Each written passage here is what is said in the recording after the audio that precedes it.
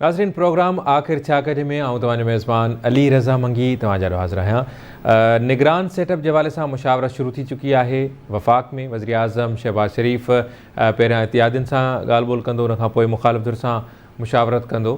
शाह महमूद कुरैशी साहब चवे थो त मामला सभु दुबई में थी चुका आहिनि ऐं असां स्टेक होल्डर्स आहियूं, पर अञा ताईं असां सां राब्तो न कयो वियो आहे। सिंध जे हवाले सां बि ॻाल्हियूं हलनि पियूं ऐं ॿियनि सूबनि जे हवाले सां बि ॻाल्हि ॿोल हले पई।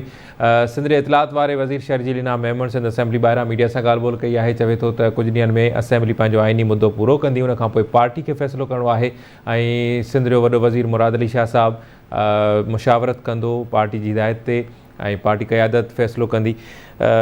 इन सूरत हाल जो जाइज़ो वठंदासीं। सीनियर तर्ज़ निगारनि, सीनियर सहाफ़ी आहिनि ऐं आवाज़ न्यूज़ इस्लामाबाद जा ब्यूरो चीफ आहिनि कुर्बान बलोच साहब, असांखे हिन वक़्तु जॉइन कयो आहे। कुर्बान साहब प्रोग्राम में भली कार चवां थो।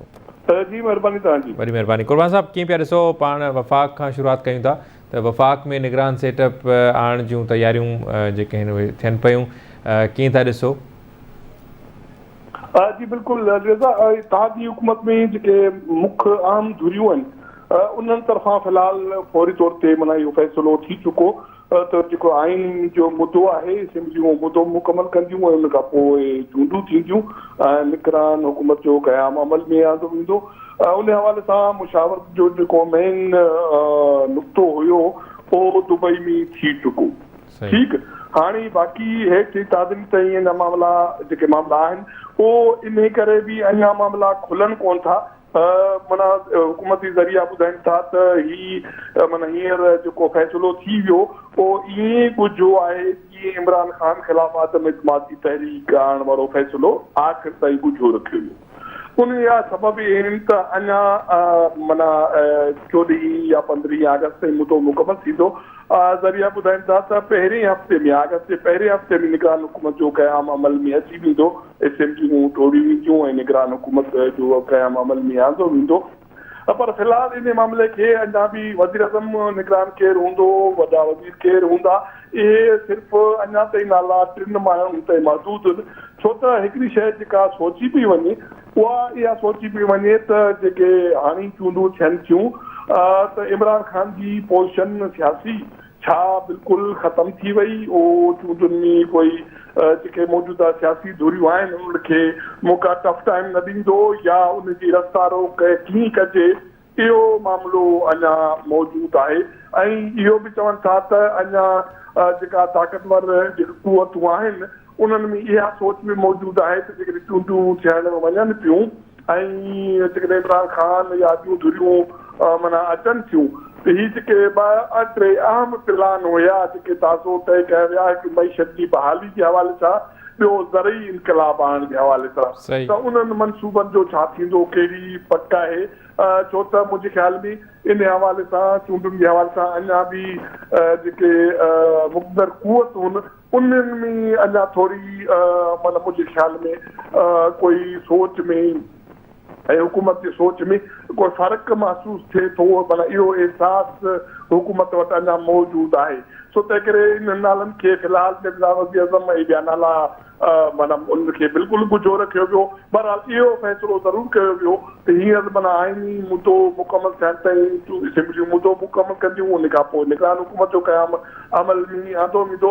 वज़ीर आज़म शहबाज शरीफ़ अहिड़ो ऐलान करे चुको। अॼु इतलात वारी वफ़ाक़ी वज़ीर मरियम औरंगज़ेब प्रेस कॉन्फ्रेंस कई आहे जंहिंमें उन्हनि इहो वाज़े तौर चयो त जेको बि थींदो अवाम वटि वेंदासीं, मुक़ाबिलो कंदासीं ऐं अवाम जो मैंडेट जेको वठी ईंदासीं, उन खां पोइ हिकु दफ़ो ॿीहर जेके बि पॉलिसियूं आहिनि हुकूमत जूं उहे असां माना जारी रखंदासीं।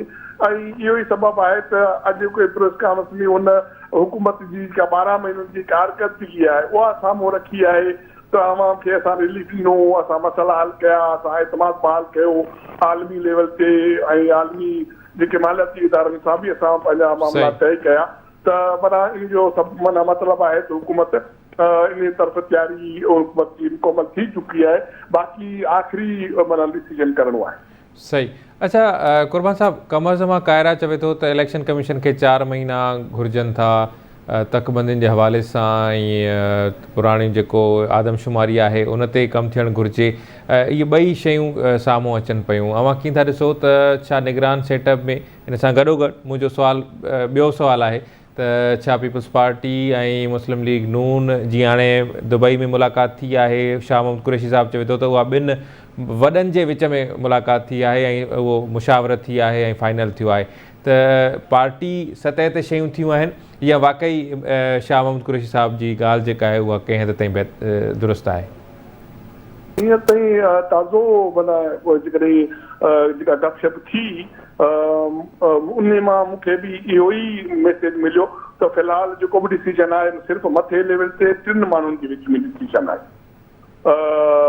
आसिफ ज़रदारी साहब, वज़ीर आज़म मियां नवाज़ शरीफ़ ऐं शहबाज शरीफ़, इहो ई सबबु आहे त मौलाना फज़ल रहमान जेके इत्तेहादी धुरियूं उन सां चिड़ियल आहे ऐं उनजो इल्ज़ाम आहे त मामलनि खे ॻुझो रखियो पियो वञे, असांखे एतमाद में न पियो वरितो वञे, असांखे एतमाद में वरितो वञे ऐं तफ़सील साम्हूं आंदा वञनि। उन्हनि जो सबबु इहो ई आहे त फ़िलहाल जेके बि मामला आहिनि 3 माण्हुनि जे विच में आहिनि, हेठि ट्रिकल डाउन अञा मुंहिंजे ख़्याल में काबीना सतह ते वज़ीरनि सतह ते कोन थियूं, तंहिं करे हर हिकु जमात तरफ़ां मुख़्तलिफ़ जूं ॻाल्हियूं कयूं वञनि थियूं।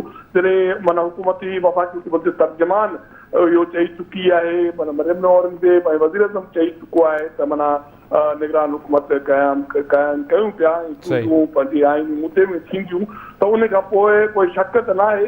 पर अञा उनजे बावजूदि माना जेको टाइम पीरियड आहे मुंहिंजे ख़्याल में अञा 20-25 ॾींहं आहिनि, उन में कुझु बि थी सघे थो। बहरहाल फ़िलहाल इत्तेहादी धुरियुनि में इहो फ़ैसिलो थी चुको आहे। सही। कुर्बान साहब, सिंध में सूरत हाल कीअं पिया ॾिसो?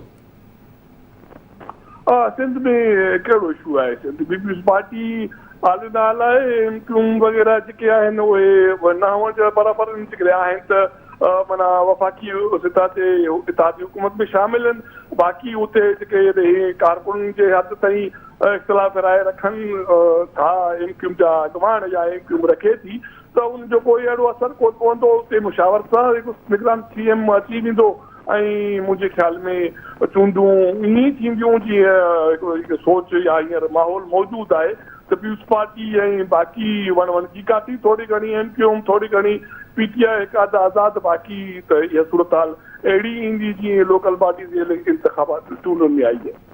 वॾी महिरबानी कुर्बान साहब, तव्हां पंहिंजो टाइम ॾिनो। नाज़रीन, प्रोग्राम जारी आहे, वठंदा ब्रेक।